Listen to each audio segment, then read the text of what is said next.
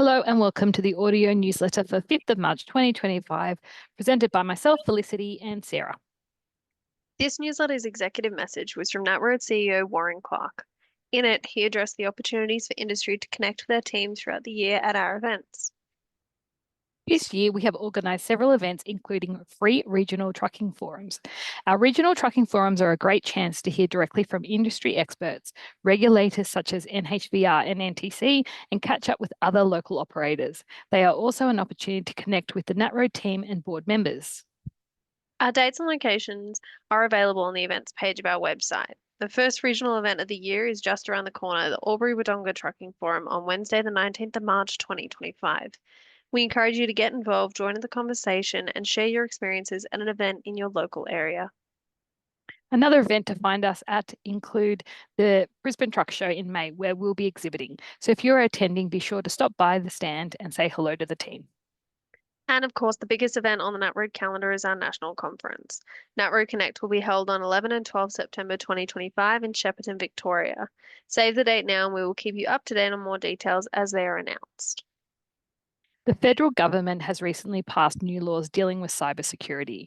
The Cybersecurity Act 2024 covers several topics, including minimum cybersecurity standards for smart devices, for example, an obligation on manufacturers and suppliers of smart devices for certain standards of cyber safety, establishing a cyber incident review board, and introducing a mandatory reporting obligation for certain businesses regarding ransomware and other extortion. The mandatory reporting obligation applies to an entity that carries on a business in Australia with an annual turnover exceeding the turnover threshold, or an entity responsible for critical infrastructure assets. Draft rules published by the Minister of Cybersecurity have so far set the turnover threshold at $3 million. The mandatory reporting obligation will commence on the 30th of May 2025 unless proclaimed sooner.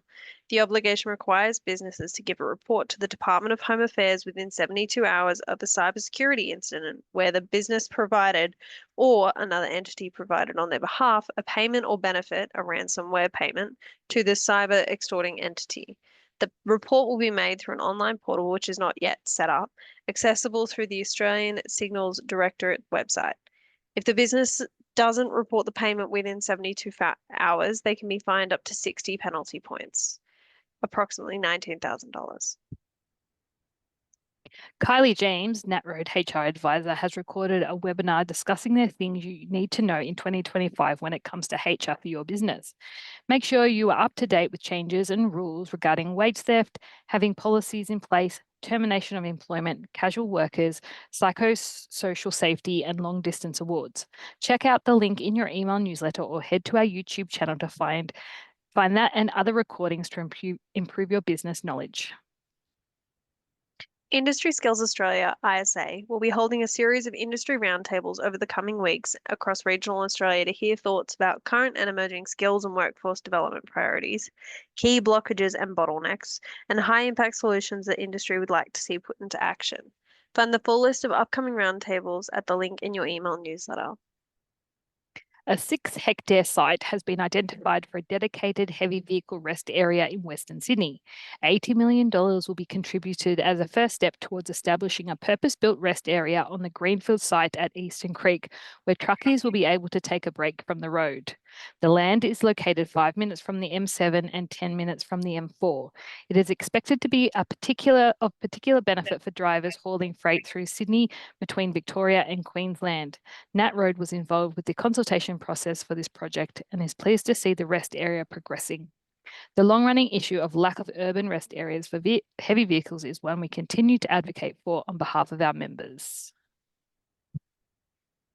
Daniel Morrison and Nick Dendrinos head up very different divisions of NTI, with the former leading the globally influenced marine portfolio and the latter its domestic motor portfolio. Yet there's one thing they both agree on. In 2024, the operating environment for the Australian supply chain was the most extreme either of them had witnessed in their long careers.